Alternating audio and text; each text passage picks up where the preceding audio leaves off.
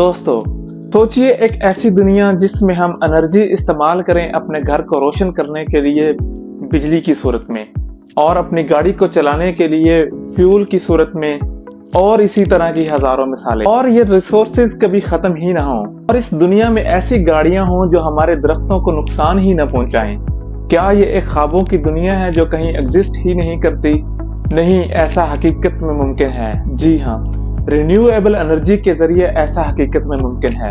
ये सिर्फ मुमकिन ही नहीं, ऑलरेडी हम बहुत से ऐसे रिसोर्सेज इस्तेमाल कर रहे हैं, बल्कि हम रिन्यूएबल एनर्जी के रिसोर्सेज से चारों तरफ से घिरे हुए हैं। रिन्यूएबल एनर्जी हम हासिल करते हैं कुदरती जराए से, जैसे सूरज, हवा, पानी, और ये कभी न खत्म होने वाले ऐसे रिसोर्सेज हैं जो सदियों से खुदकार तरीके से बढ़ते चले आ रहे हैं। इन्हें हम जितना इस्तेमाल करते हैं उससे 10,000 गुना ये बढ़ जाते हैं। कहा जा सकता है कि रिन्यूएबल एनर्जी लिमिटलेस और अनकाउंटेबल है। हमारे मौजूदा एनर्जी के सोर्सेज मसलन फॉसिल फ्यूल्स, कोयल, ऑयल दरख्तों पर एक तबाहकुन असरात छोड़ रहे हैं, जो जमीन का दर्जा हरारत बढ़ने की मेन वजह है। रिन्यूएबल एनर्जी के इस्तेमाल से न सिर्फ हम कार्बन एमिशन को कम कर सकते हैं, बल्कि आलूदगी कम कर सकते हैं और जबरदस्त तरीके से मौसमी तब्दीलियों का मुकाबला भी कर सकते हैं। रिन्यूएबल एनर्जी की चंद एक कॉमन मिसालें हैं जो हमें अपनी रोजमर्रा की जिंदगी में नजर आती हैं, जैसे सोलर एनर्जी। घर की छत के ऊपर सोलर पैनल से हम 1 घंटे में इतनी एनर्जी हासिल कर सकते हैं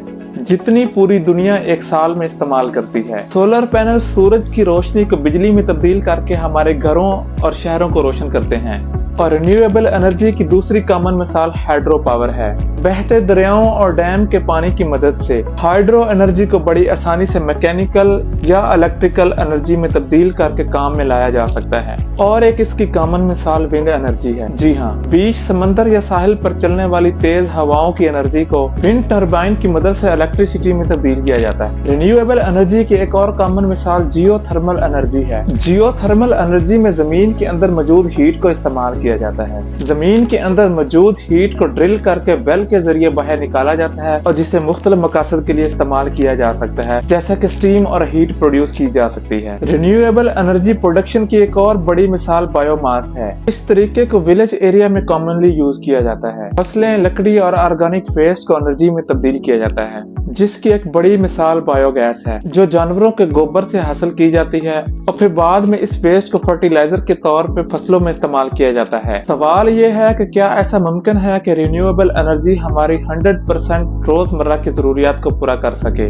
जी हाँ, इसकी एक बड़ी मिसाल यूरोप का एक मुल्क आइसलैंड है, जो करीब 90% अपनी एनर्जी की जरूरियात को रिन्यूएबल एनर्जी से पूरा करता है। Floating solar farms, more efficient batteries और साहिल समंदर पर विंड टर्बाइंस ने इस काम को मजीद आसान और एक्सेसिबल बना दिया है। हम सब इस सोल्यूशन का हिस्सा बन सकते हैं। ये हम सब की जिम्मेदारी है कि एनवायरनमेंट को बचाने के लिए ग्रीन एनर्जी को सपोर्ट करें। डीजल या फ्यूल जनरेटर से पैदा होने वाली बिजली के बजाय सोलर पैनल इंस्टॉल करें। रिन्यूएबल एनर्जी सिर्फ दरख्तों को बचाने के लिए नहीं है, बल्कि ये आने वाली नस्लों के रोशन और साफ मुस्तकबिल के लिए बहुत जरूरी है। Let's power the future together. Thank you.